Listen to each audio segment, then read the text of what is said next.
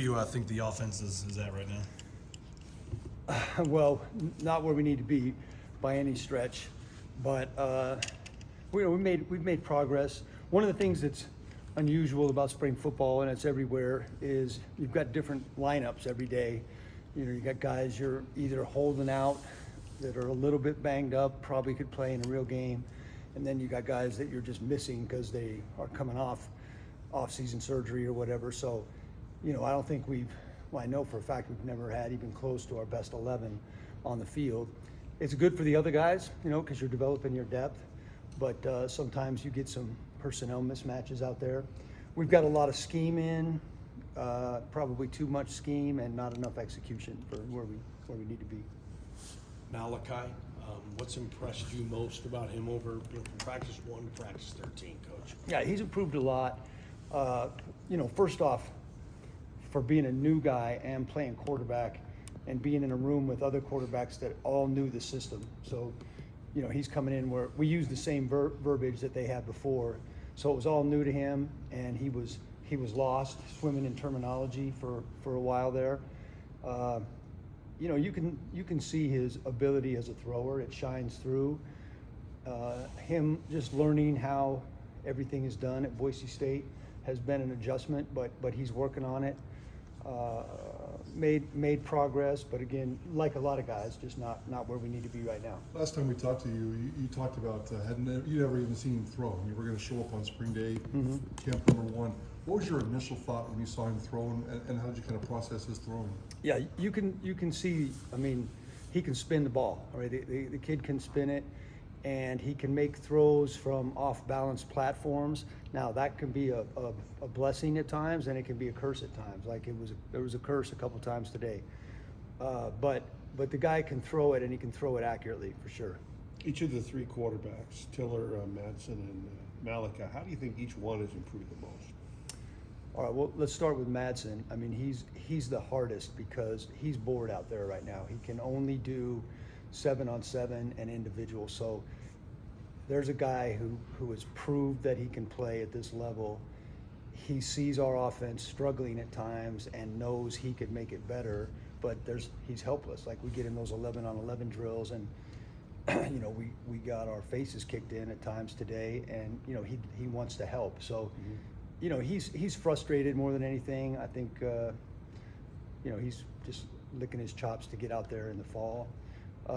CJ has definitely got enough talent to be the quarterback here.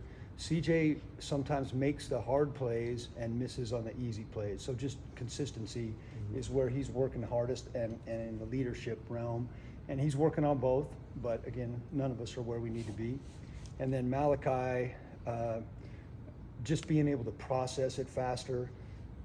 And again, part of that is like he's going from Spanish to French, so he's learning a new language, and that's to be expected. Do you see in August this being a 1-2-3 battle, a 1-2 battle? How do you kind of envision fall?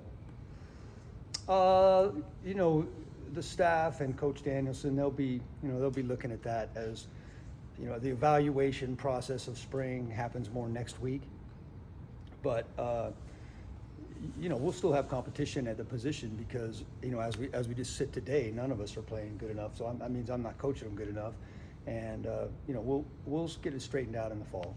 You talk about that terminology with Malachi. Compared to a normal recruit normal transfer when they come in, how do you feel like he's doing on that learning curve? Well, that's just it. I mean, you kind of answered your own question. When like a freshman comes in and it's all new, usually he doesn't come in with the hype that Malachi came in with, as highly recruited as he was, and so everyone had this expectation that Malachi was going to come in here and set it on fire, and that's tough for any quarterback when they don't know the terminology. I mean, like he tells me all the time, okay, at USC we called this XYZ, and here we call it goobly-gotch or something like that. It's just, and there's a whole bunch of words. I mean, there's a whole lot of goobly-gotch going on out there. Like a lot of countries in the team, a lot of teams. See, in I the got country. you speaking different languages. Right there. That's a good question, Malachi. Good question. Like a lot of teams in the country, you guys are experimenting with in-helmet communication this spring, right? Yeah.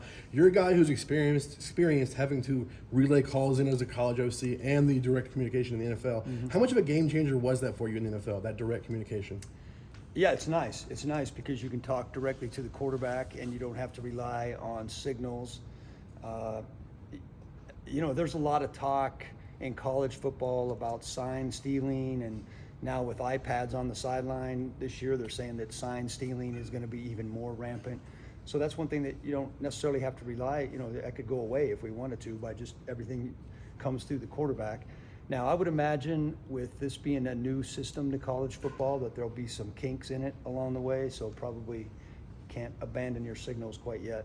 I'm guessing that it could be even more beneficial at this level, right? I mean, you're not working with Matt Ryan out there, so are you able to tell guys, hey, look for pressure here, look at this matchup here? Yeah, we are, and that's a fine line though between talking to them too much, and I'm fighting that right now some because I'm wanting to tell them stuff to make it better for the offense, and sometimes you just got to let them go and let them play. The other thing, I don't think it's been determined yet in college football. In the NFL, it cuts off at 15 seconds, and right now, no one's given me a straight answer if they really finalize that for college. So if you can talk to them all the way down to the snap, that's going to be interesting if it does go that way. How many different voices are on it? Is it just you and the quarterback, or are there more people on it? Yeah, they're saying that when it gets to real football, it'll just be one person.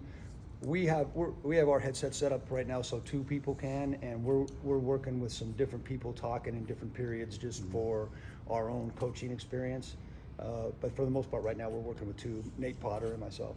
Mike asked you about the QB competition. How do you, when a guy like Maddox is not able to do everything, how do you have to keep yourself from not thinking too highly of another guy and remembering that he's coming back in August and what he's done, and how do you factor in an injured guy when you're looking at how guys are doing this spring?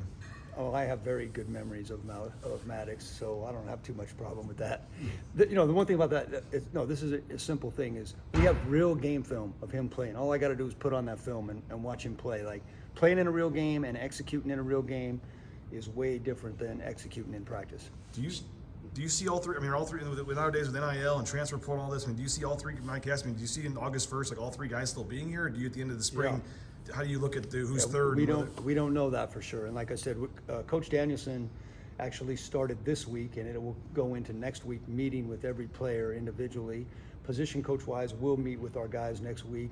But that whole portal thing, that throws a wrench into it. I mean, heck, who knows what's going to happen at the end of these 2 weeks. Just in terms of the offense and what you're seeing, it sounds like the inconsistencies are there, frustrations sometimes here and there, which is typical in this spring. It doesn't sound like it. It is. It is. What is it specifically that frustrates you at the end of the day when you're trying to get this thing taken care of? Okay, that's a great question, and it's really two things. Individual breakdowns. That's what makes football so cool is, it takes all 11 guys. If the left guard breaks down on a certain play, the whole play's shot. Everything could be perfect and the receiver run the wrong route. That play's shot.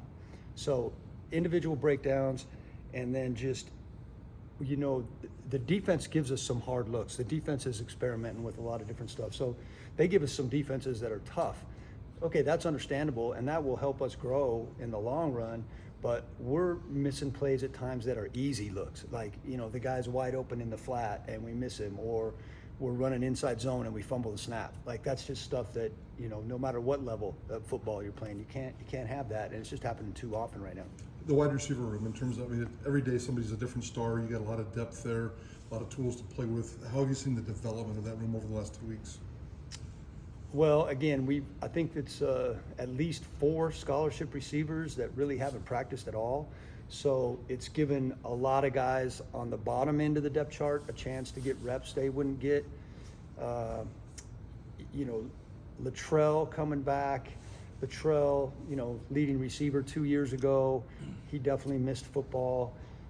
He was out today, but from a leadership standpoint and setting an example standpoint, he's done well. The guy that's probably had the best spring overall is Austin Bolt. Austin, a couple years ago, I thought he was just destined for stardom. He had that very unfortunate injury at Oregon State that really set him back. That was a severe injury, and he's just now getting back to doing things that he was doing a couple years ago. And I mean, he makes plays every single day out there that a lot of guys can't make. When you look at Matt Lauder, his high school film was really exciting. Looks like he's done a lot of the special things this spring. What have you seen out of him so far on the field? So that's one of those things that he's been kind of fighting a nagging hamstring. So just being out there, one of the things we like to joke about is the number one ability in football is availability. And so there's been days Matt hasn't been available. Today was one of those days.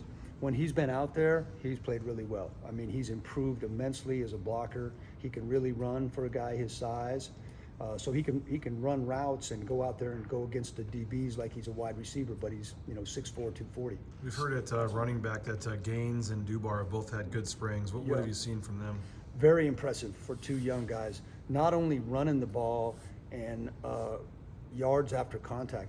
I know you guys weren't able to come to the scrimmage, but we didn't have enough explosive plays in the scrimmage. But those 4, 5, 6 yard runs, oh man, those two guys. They're both impressive and they're both physical and pass pro. Like when I watched games last year, I thought Breezy was lacking in pass pro. He's definitely improved. And Sire, for a 17-year-old kid, wow, he is off to a great start. Steve Cooper, your quality control guy, and he's been a high-level OC. What's he bringing to the table, and how do you find this guy? Yeah, actually, it's a crazy story on Coop.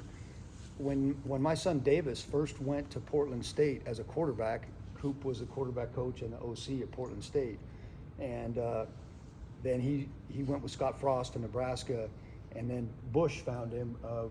Boise State lost their QC guy, and I'm not sure how he and Bush connected exactly, but from a small world department, his girlfriend is the cheerleader dance coach at Boise State, so it was nice for Coop to get to come back, and after I think he said 7 or 8 years together, they actually get to live in the same city. But he's a sharp guy, helps out a lot. How much do you focus on the offensive line in spring, and what do you see there, especially at right tackle? Yeah, I'm glad you brought that up, Mike, because there's been a lot of talk about the 4 returning starters and what's going to happen at right tackle. 2 guys. First off, Hall Schmidt.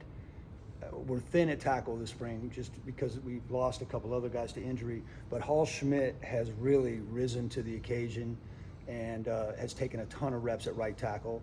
And then Kyle, is it Young? Is that his last name? Kyle Cox. Kyle Cox, number 70.